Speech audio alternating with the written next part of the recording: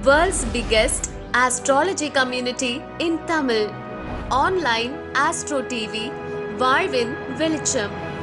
Online astro டிவியை கண்டு மகிழுங்கள்.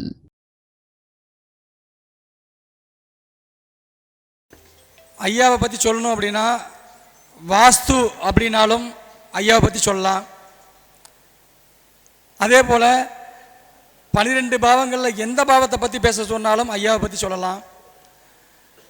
நிறைய மாநாடுகளில் நிறைய அனுபவங்கள், நிறைய பேச்சாளராக நிறைய விஷயங்கள் அவர் சொல்லியிருக்கிறார். அது மட்டும் இல்லாமல் ஒரு பள்ளிக்கூட ஆசிரியராக இருந்து, தலைமை ஆசிரியராக இருந்து மிகப்பெரிய ஒரு அரும்பணியாற்றி கொண்டிருக்கக்கூடிய தம்மம்பட்டியிலிருந்து வருகை கொண்டிருந்துள்ள நந்தா துரைசாமி அவர்கள் சிறப்புரையாற்ற வருமாறு அன்புடன் அழைக்கின்றோம். அன்பிற்கும் பாசத்திற்கும் உரிய திரு மணிகண்டராஜ் அவர்களினுடைய தர்மசாஸ்தா ஜோதிட வித்யாலயாவின் 5ஆம் ஆண்டு மாநாடு 5 நாள் மிக பெரும் சீரும் சிறப்புமாக நடைபெற்று கொண்டு இருக்கக்கூடிய இந்த விழாவிற்கு வருகை தந்துள்ள ஜோதிட குருமார்கள் மற்றும் ஜோதிட ஜாம்பவான்கள் அனைவருக்கும் நந்தா துரைசாமியினுடைய அன்பான இனிய நாள் காலை வணக்கம். இந்த நாள் இனிய நாளாக அமைய எல்லாமல்ல பிரபஞ்சத்தையும் இறைவனையும் பஞ்சபூதங்களையும் நவ கிரகங்களையும் நட்சத்திரங்களையும் வணங்கி இன்று மணிகண்டராஜ் ஐயா அவர்கள் நமக்கு கொடுத்த தலைப்பு என்னன்னா மனையடி பிரிவுகளினுடைய மகிமைகள். இப்போ வாஸ்து நமக்கு இன்றைக்கி ஒரு வீடு அமைக்கணும்னா நிச்சயமாக இந்த வாஸ்துவினுடைய விதிமுறைகளை கடைபிடிக்கணும்னு நம்ம இன்றைக்கி எல்லாத்துக்கும் அறிவுறுத்தி கொண்டு இருக்கின்றோம். இந்த வாஸ்தை கரெக்டாக கடைபிடித்து ஒரு வீட்டை அமைச்சிட்டா அந்த வீட்டில் பஞ்சபூத சக்திகள் சமநிலையில் இருக்கும். எந்த ஒரு வீட்டில் பஞ்சபூத சக்திகள் சமநிலையில் உள்ளதோ அந்த வீட்டில் வசிக்கக்கூடியவர்கள் சந்தோஷமாகவும் மகிழ்ச்சியாகவும் மன அமைதியோடும் உடல் ஆரோக்கியத்தோடும் அறிவு ஆற்றல் செல்வம் செல்வாக்கோடு வாழ்வாங்கு வாழ்வார்கள். எந்த வீட்டில் இந்த பஞ்சபூத சக்திகள் சமநிலையற்று ஏற்ற தாழ்வுகளில் இருக்கின்றதோ அந்த வீட்டில் வசிக்கக்கூடியவர்கள் தான் ஒரு சில போராட்டங்களும் தடுமாற்றங்களும் சந்தோஷமின்மையும் நோய் நொடி கடன் போன்ற பிரச்சனைகளில் அல்லல் பட்டு கொண்டு இருக்கின்றார்கள். அப்போ நாம் மகிழ்ச்சியாக வாழ வேண்டும், சந்தோஷமாக வாழ வேண்டும், நம்மளுடைய குடும்ப வம்சம் தழைக்க வேண்டும், படிப்படியாக எல்லா வளமும் நலமும் தடையில்லாமல் கிடைக்க வேண்டும் என்றால் நாம் இருக்கும் வீடு நல்ல முறையில் அமைத்து கொள்ள வேண்டும். அப்போ ஒரு வீடு நல்ல முறையில் அமையணும்னா வாஸ்து விதிமுறைகளை கடைபிடிக்கணும். வாஸ்துன்னா என்ன? பஞ்சபூத சக்திகளை நாம் வசிக்கும் வீட்டில் சமநிலைப்படுத்துவது தான் வாஸ்து. அண்டத்தில் உள்ளது தான் பிண்டத்தில். அப்போ அண்டத்தில் என்ன இருக்குது? பஞ்சபூத சக்திகள். பஞ்சபூதங்கள் என்ன? நெருப்பு, நிலம், காற்று, நீர், ஆகாயம். இந்த பஞ்சபூத சக்திகள் தான் இந்த பிரபஞ்சத்தையே இயக்கி கொண்டு இருக்கின்றது. அப்போ இந்த பிரபஞ்சத்தில் இருக்கக்கூடிய உயிரினங்கள் எல்லாமே இந்த பஞ்சபூத சக்தியால் தான் இயங்கி கொண்டு இருக்கின்றது. அப்போ ஒரு வீட்டுக்கு இந்த பஞ்சபூத சக்தி, ஒரு வீடு கட்டி முடித்தவுடன் அந்த வீட்டு முழுவதும் பஞ்சபூத சக்திகள் நிரம்பி இருக்கும். அப்போ அந்த பஞ்சபூத சக்திகள் சமநிலைப்படுத்துவது தான் வாஸ்து. எது எது எந்த இடத்தில் எப்படி எங்கே எவ்வாறு அமைய வேண்டும் என்று சொல்வது தான் இந்த வாஸ்து. இந்த பஞ்சபூத சக்திகளில் அதாவது நெருப்பு, நிலம், காற்று, நீர், ஆகாயம், இந்த பஞ்சபூத தத்துவங்களில் ஆகாய தத்துவத்தில் உள்ளடங்கிய ஒன்றுதான் மனையடி சாஸ்திரமாகும். அப்போ வாஸ்துவினுடைய ஒரு உட்பிரிவு தான் மனையடி சாஸ்திரமாகும். அப்போ இந்த மனையடி சாஸ்திரம் எந்த தத்துவத்தில் வருகிறது? பஞ்சபூத தத்துவத்தில் பார்த்தீங்கன்னா ஆகாய தத்துவத்தில் வருகிறது. ஒளி ஒளி அது ஒரு எண்ணை உச்சரிக்கும் பொழுது அதிலிருந்து ஒரு அதிர்வலை ஏற்படும். அந்த அதிர்வலைகள் நேர்மறை அதிர்வலைகள் எதிர்மறை அதிர்வலைகள் என்று 2 பிரிவாக உண்டு. ஒரு சில எண்களை பயன்படுத்த நேர்மறை அதிர்வலைகள் அதிகமாக நமக்கு நல்ல நன்மையான பலன்களை வழங்கும். ஒரு சில எண்கள் பயன்படுத்தும் பொழுது அதனுடைய அதிர்வலையிலிருந்து வெளிப்படக்கூடிய காந்த அலையானது எதிர்மறை சக்திகளை வெளிப்படுத்தும். அப்போ அந்த எதிர்மறை சக்திகளை வெளிப்படுத்தக்கூடிய எண்களை நாம் பயன்படுத்தாமல் நேர்மறை சக்திகளை வெளிப்படுத்தக்கூடிய எண்களை நாம் பயன்படுத்தினோம் என்றால் நம்ம வீடு கட்டும் பொழுது நீள அகலம் எந்த எண்ணிக்கையில் வைக்க வேண்டும், எந்த எண்களில் வைத்து வீட்டை அமைக்க வேண்டும் என்று சொல்வதுதான் மனையடி சாஸ்திரம். அப்போ இதில் நேர்மறை சக்திகளை வெளிப்படுத்தக்கூடிய எண்களை உதாரணத்துக்கு சொல்கின்றேன். 6லிருந்து தான் ஆரம்பிக்குது.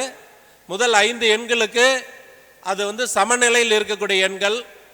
இப்போ இந்த 6லிருந்து ஆரம்பிக்கும் பொழுது 6, 8, 10, 11, 16, 17, 20, 21, 22, 26, 27, 28, 29, 30, 31, 32, 33, 35, 36, 37, 39, 41,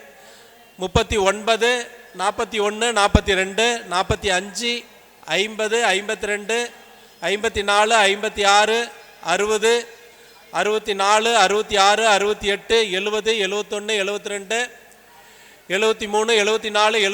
74, 75, 77, 80, 85, 88, 90, 92, 93, 95, 97, 100. இந்த மாதிரி இந்த ஒவ்வொரு எண்களுக்கும் இந்த மாதிரி எவ்வளோ 500 வரைக்குமே நம்ம ஒவ்வொரு எண்களிலும் நாம் சொல்லலாம். இப்போ நான் சொன்ன எண்கள் எல்லாம் நேர்மறை காந்த அலைகளை அதிகமாக வெளிப்படுத்தக்கூடிய ஒளியாற்றல் கொண்டது, அதிர்வலைகளை கொண்டது. இதில் எதிர்மறை ஆற்றலை கொண்ட ஒரு சில எண்களை உதாரணத்துக்கு சொல்கின்றேன். 7, 9, 12, 13, 14, 15, 18, 19, 23, 24, 25, 34, 38, 40, 44, 46, 47, 48, 49. இந்த மாதிரி எதிர்மறை காந்த அலைகளை அதிகமாக வெளிப்படுத்தக்கூடிய எண்கள் இதெல்லாம். அப்போ ஒரு வீட்டுக்கு ஒரு மனையை நாம் அமைக்கும் பொழுது எந்த எண்ணில் வீட்டை அமைக்கணும்? நமக்கு நிலப்பரப்பு வாங்கும் பொழுது ஒரு மனையை காலி இடமா நம்ம வாங்கும் பொழுது அது அளவு முன்ன பின்ன இருந்தால் கூட அது ஒன்றும் பண்ணாது நமக்கு. ஏன்னா நம்ம போய் இந்த அளவில் தான் எனக்கு மனை வேணும்னு கேட்க முடியாது. அந்த மனையினுடைய அளவு, காலி இடத்தினுடைய அளவு எந்த எண்களில் வேண்டுமானாலும் இருக்கலாம். ஆனால் அந்த காலி இடத்துல நம்ம கட்டக்கூடிய வீட்டினுடைய அளவு கிழக்கும் மேற்கும் ஓரளவாகவும் தெற்கும் வடக்கும் ஓரளவாகவும் வைத்து வீட்டை அமைக்க வேண்டும். அப்போ கிழக்கும் மேற்கும் ஆண்களுக்கு உரிய பகுதி, தெற்கும் வடக்கும் பெண்களுக்கு உரிய பகுதி. அப்போ கிழக்கும் மேற்கும் ஓரளவாகவும் தெற்கும் வடக்கும் ஓரளவாகவும் இருந்து ஒரு மனையை நாம் அமைத்தால் அந்த மனை ஒரு நீள் சதுர அமைப்பில் அமைந்து நல்ல பலனை கொடுக்கும். இப்போ இந்த ஒரே வர்க்கம் ஆணுக்குரிய பாகம் கிழக்கும் மேற்கும் ஒரு பக்கம் அதிகமான எண்ணிக்கையில் இருக்க, இன்னொரு பக்கம் கம்மியாக இருக்குது, இல்லைன்னா அதிகமாக போயிடுது. அப்படின்னா என்னாகும்? அந்த மனை குழி முறிவு ஏற்படும். ஒரு பக்கம் அதிகமாக இருந்து ஒரு பக்கம் குறைஞ்சிடுச்சுன்னா அந்த மனையில் குழி முறிவு ஏற்பட்டு நல்ல பலன்களை அங்கே தராது, ஒரு சில பாதிப்புகளை கொடுக்கும். அப்போ எக்காரணத்தை கொண்டும் ஒரு மனையை அமைக்கும் பொழுது குழி முறிவு ஏற்படாமல் நாம் அமைக்க வேண்டும். இப்போ உதாரணத்துக்கு கிழக்கு மேற்கும் 50 அடி வைக்கிறோம், தெற்கும் வடக்குலேயும் 45 அடி வச்சா ரைட்டு, தப்பு கிடையாது. ஆனால் இதே கிழக்கு மேற்கும், கிழக்கு பக்கம் 50, மேற்கு பக்கம் 52 இருக்குது, தெற்கில் 45, வடக்கில் 42 தான் இருக்குது. இப்போ இந்த அளவில் அப்படியே வீட்டை அமைக்கலாமான்னா அமைக்கக்கூடாது. அதை ஒரு நீள் சதுர அமைப்புக்கு கொண்டுட்டு வந்து கிழக்கும் மேற்கும் ஓரளவும் தெற்கும் வடக்கும் ஓரளவில் வைத்து ஒரு மனையை நாம் அமைக்க வேண்டும். இதுதான் மனையடி சாஸ்திரம். இதுதான் மனையடி சாஸ்திரம். இந்த மனையடி சாஸ்திரத்தில் இந்த நீளம் அகலத்தைக்கு மேலே அடுத்த ஸ்டெப்பாக என்ன பண்ணுறாங்கன்னா, ஆயாதி கணிதங்கள் கண்டுபிடிச்சு ஆயாதி கணிதத்தில் குழிக்கணக்கை கண்டுபிடித்து அதில் நமக்கு கர்ப்பம் அல்லது மனை பிரிவுகள் என்று கண்டுபிடிக்கிறாங்க.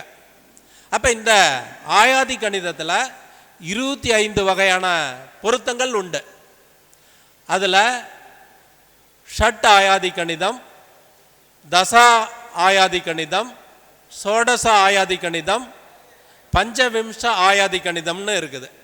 அப்போ சட் ஆயாதி கணிதம்னா 6 வகையான பொருத்தங்கள் கண்டுபிடிப்பது. தசாவித ஆயாதி கணிதம்னா 10 விதமான பொருத்தங்களை கண்டுபிடிக்கக்கூடியது.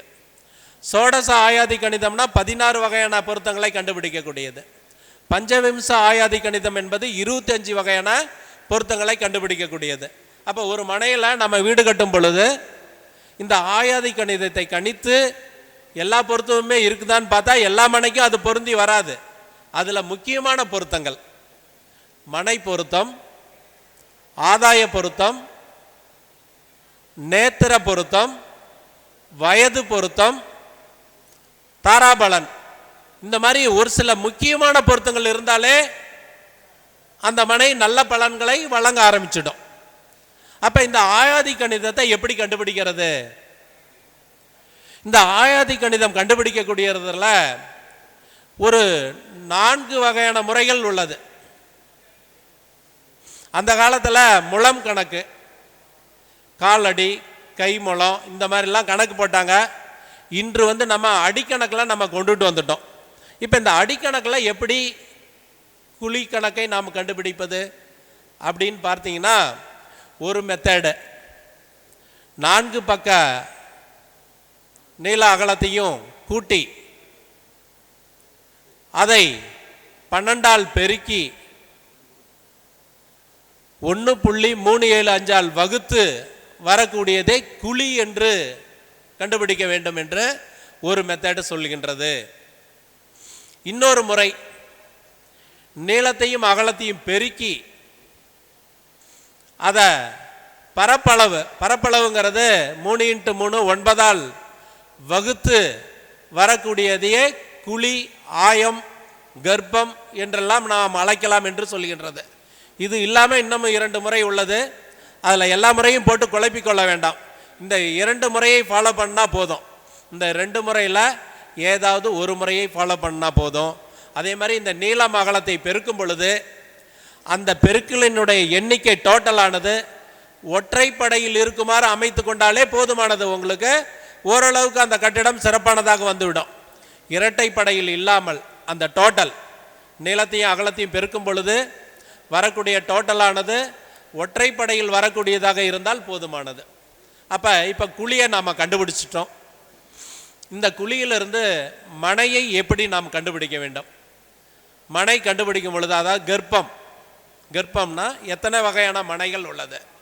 அப்போ இந்த கர்ப்ப பொருத்தத்தை நாம் எப்படி கண்டுபிடிக்க வேண்டும் அப்படின்னா, அந்த குழியை, அந்த ஆயத்தை, துருவ பதத்தை 8ஆல் வகுத்தோம் என்றால் மீதி வரக்கூடிய மீதி 1 வரலாம், 2 வரலாம், 3 வரலாம், 4 வரலாம், 5 வரலாம், 6 வரலாம், 7 வரலாம்.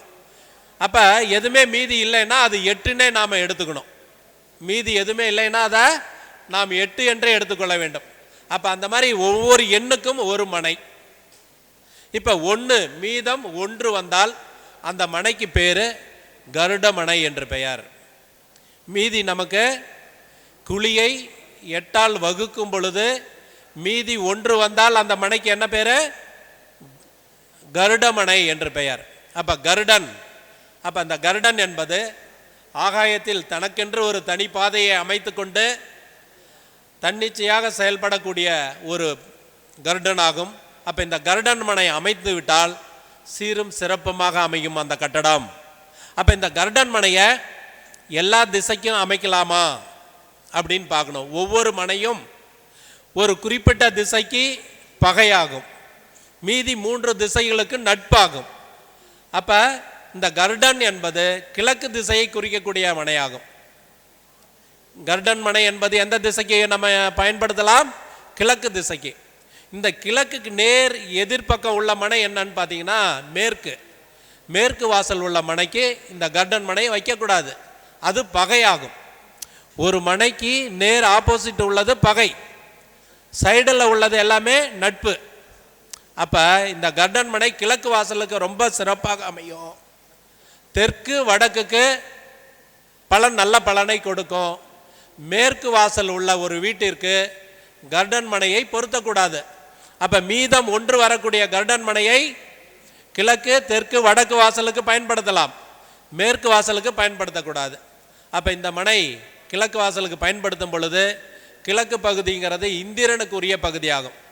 இந்திரனை போல் செல்வ வளமோடும் வாழ்க்கை வளர்ச்சியோடும் அறிவு ஆற்றலோடும் சொகுசான வாழ்க்கையை வாழ்வதற்கு இந்த கர்டன் மனை நமக்கு நன்மையை செய்யும். சரி, மீதி 2 வந்தால், இப்போ குழியை 8ஆல் வகுக்கும் பொழுது மீதம் 2 வருது. அந்த மனைக்கு என்ன பேருன்னா புறாமனை என்று பெயர். அப்போ இந்த புறாமனை வந்தால் நம்ம அமைக்கலாமா அப்படின்னு பார்த்தா, இந்த 2 என்பது அக்னி பகுதிக்கு உரியது, தென்கிழக்கு பகுதிக்கு உரியது. அப்போ தென்கிழக்குங்கிறது அக்னி பகவானுக்கு உரியது. அக்னி பகவானுக்கு உரிய ஒரு மனையை அமைத்து விட்டால் அந்த மனை கடன் பிரச்சனைகள், குடும்ப வாழ்க்கையில் பிரச்சனைகள், நோய் நொடிகளை கொடுக்கக்கூடிய அந்த மனையாகும். அப்போ கட்டாயம் கர்டன் மனை மீதம் 2 வந்தால் அந்த மனையை நாம் அமைக்கக்கூடாது, மனையை நம்ம மாற்றி அமைச்சிக்கணும். 2 வந்தால் கட்டாயம் நம்ம புறாமனை அமைக்கக்கூடாது. அப்போ கட்டாயம் 2 மீதி வர மாதிரி நம்ம ஒரு மனையை குழியை தேர்ந்தெடுக்கக்கூடாது. அடுத்தது, குழியை 8ஆல் வகுக்கும் பொழுது மீதம் 3 வந்தால் அதுக்கு பேர் சிம்மமனை என்று பெயர். சிம்மம் அப்படின்னாவே ராஜா, ஒரு அதிகார பவர் உள்ளது, ஒரு நிர்வாக திறமை உள்ளது, நல்ல பவர்ஃபுல்லான அறிவு ஆற்றல் திறமை உள்ளது. ஐயா மேடைக்கு வருமாறு அன்போடு வருக வருக என்று வரவேற்கின்றோம். சுயம் பிரகாசம் ஐயா அவர்களையும், திரு மந்திராச்சலம் ஐயா அவர்களையும், திரு ஆத்மா அவர்களையும் மேடைக்கு வருமாறு அன்போடு வருக வருக என்று வரவேற்கின்றோம்.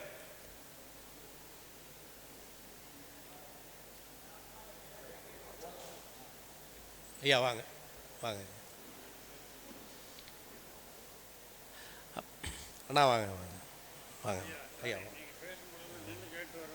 பரவாயில்ல இல்லைங்க, வாங்கய்யா, நீங்கள் வாங்கய்யா, ஒன்றும் பிரச்சனை. ரைட், வணக்கண்ணா.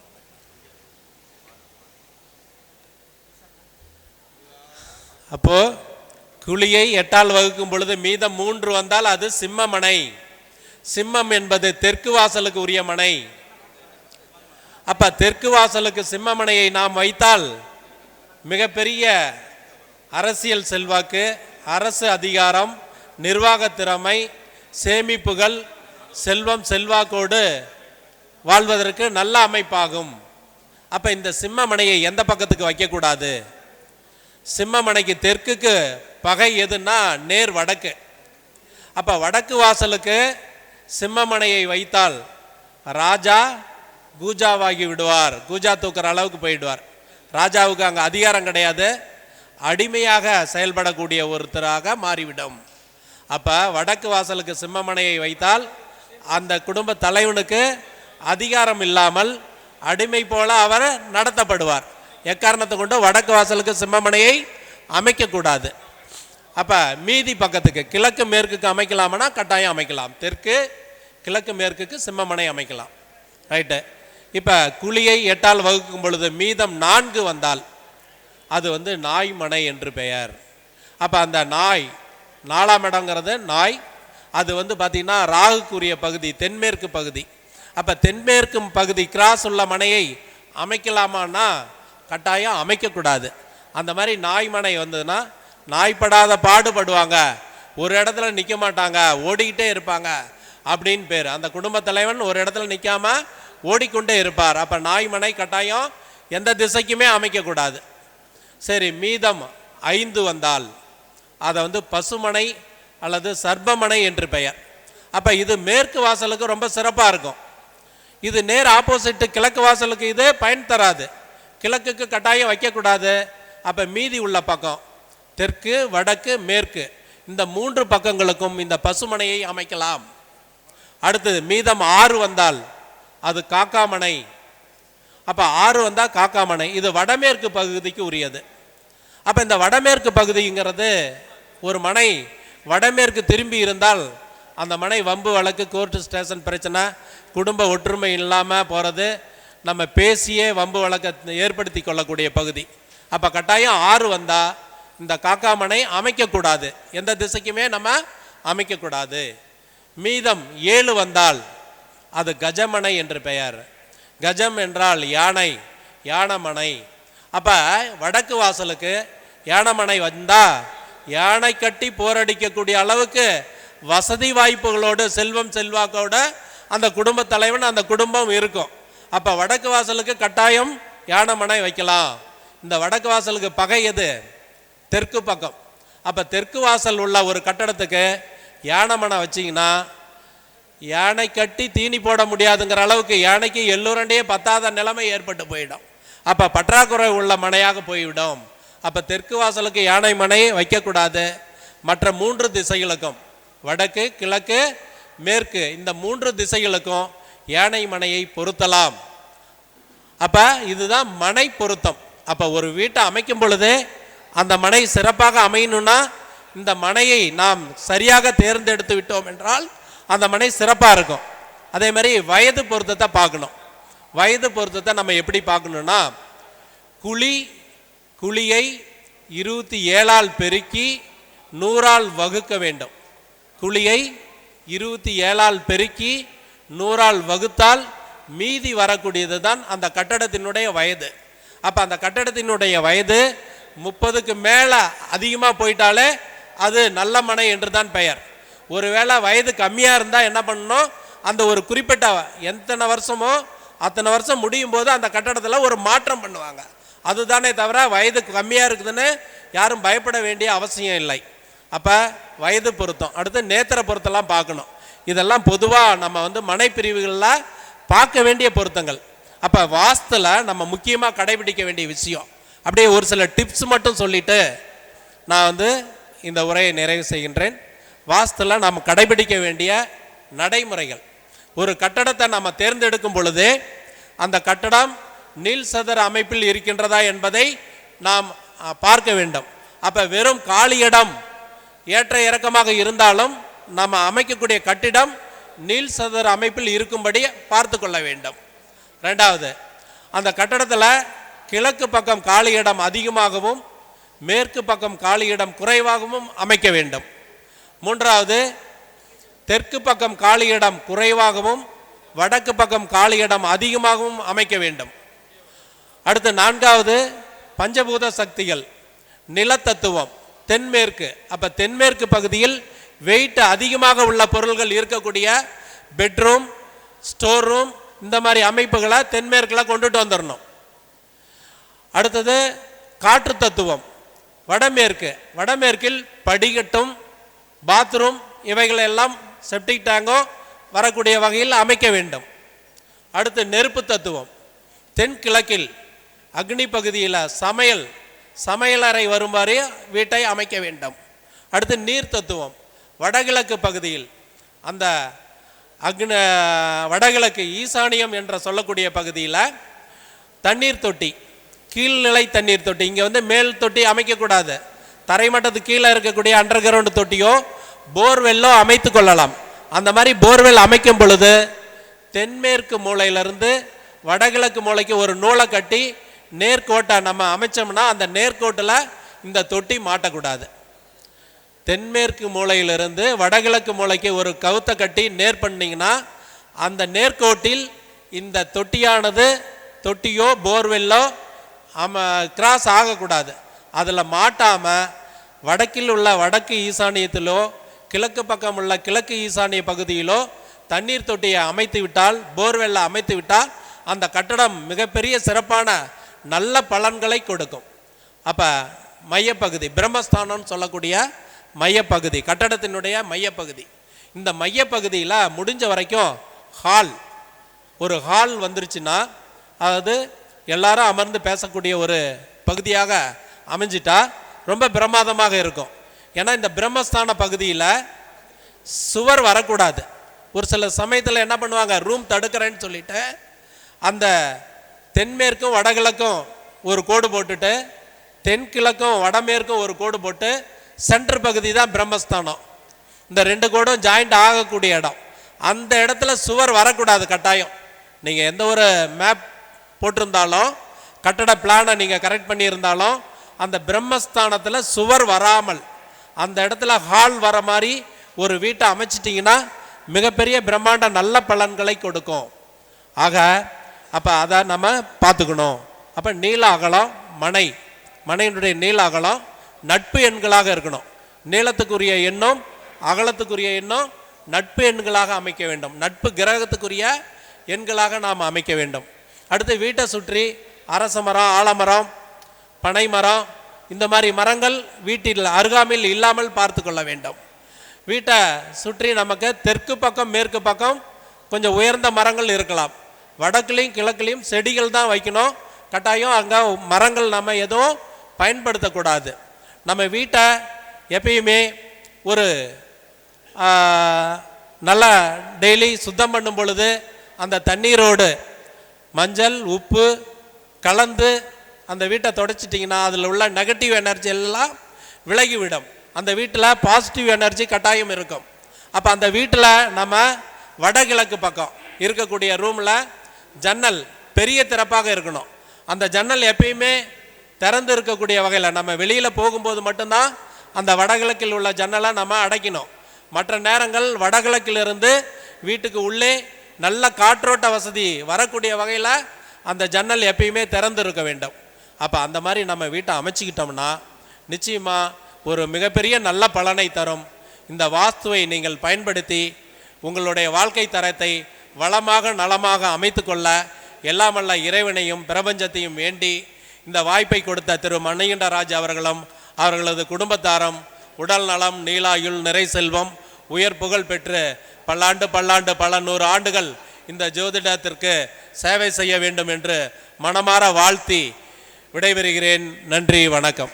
ஐயா அவர்களுக்கு மனையடி சாஸ்திரமும் அதன் பிரிவுகளும் அப்படின்ற ஒரு அற்புதமான ஒரு தலைப்பை கொடுத்துருந்தோம். ஆகச்சிறந்த ஒரு பதிவை இன்னைக்கு நம்ம ஆன்லைன் எஸ்ட்ரோ டிவி வழியாக நிறைய பேருக்கு கிடச்சிருக்குன்னு நினைக்கிறேன். ஸோ அற்புதமான தகவல்கள். ஒரு வாஸ்து வகுப்பில் என்னென்னலாம் நமக்கு முக்கியமாக தேவைப்படுமோ அதையெல்லாம் தொகுத்து ஐயா அழகாக கொடுத்துருக்கார். இதோ ஐயா அவர்களுக்கான காணொளி உங்கள் முன்.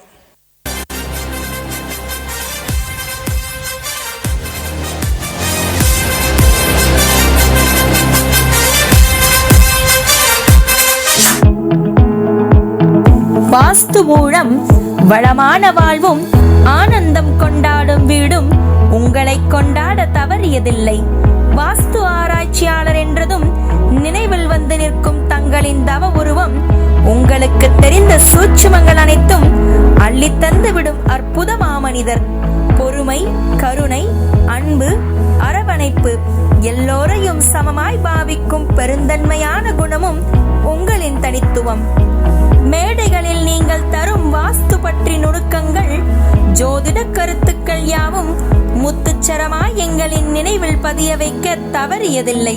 நீங்கள் வழிகாட்டிய செயல் யாவும் வெற்றி பயணத்தையே அனைவருக்கும் தந்துள்ளது. உயர் திரு நந்தா துரைசாமி அவர்களை சிறப்பு விருந்தினராக வரவேற்பதில் பெருமிதம் கொள்கிறது தர்மசாஸ்தா ஜோதிட வித்யாலயா.